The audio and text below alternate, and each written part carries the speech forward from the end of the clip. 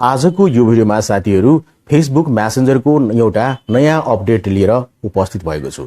जस्तै कुनै फाइलहरु हाम्रो धेरै नै महत्त्वपूर्ण हुन्छ र एउटा मोबाइल डिभाइसबाट अर्को मोबाइल डिभाइसमा पठाउनु पर्ने हुन्छ।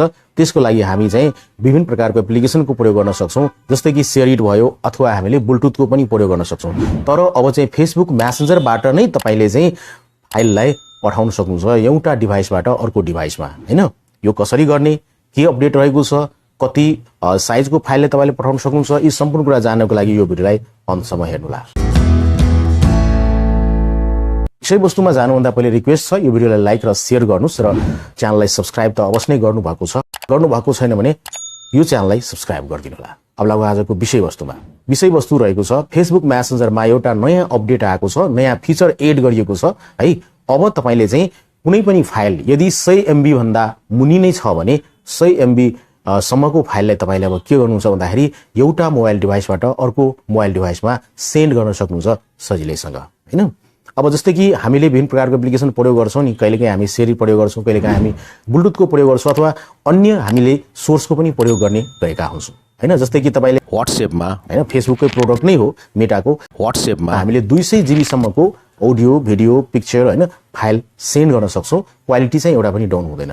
त्यस्तै न फेसबुक मेसेन्जरमा पनि हामीले अब 100 MB सम्मको फाइललाई सजिलैसँग ट्रान्सफर गर्न सक्छौं, हैन? र यो गर्नको लागि म यहाँहरुलाई मोबाइल डिभाइसमा देखाउन गएको छु। लागौँ मोबाइलको स्क्रिनमा।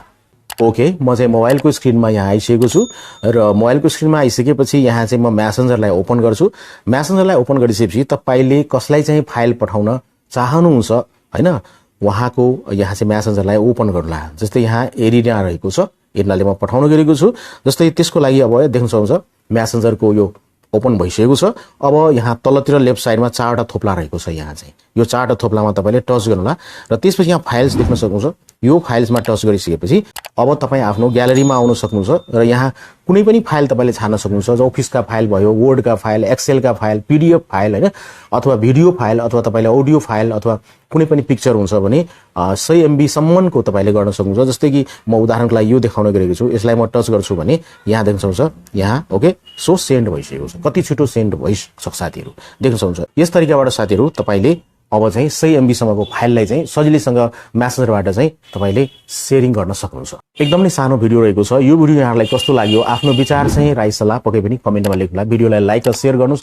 च्यानललाई सब्स्क्राइब गर्नु भएको छैन भने सब्स्क्राइब गरेर हामीलाई सपोर्ट गर्नुस् है। किन भन्दाखेरि यस्तै गरिन टेक्निकल भिडियो लिएर म उपस्थित छु यो च्यानलमा। यहाँहरुको समय एकदमै शुभ होस् भन्दै आजको यो भिडियोबाट म बिदा लिन चाहन्छु। टेक केयर, गुड बाइ, जय नेपाल।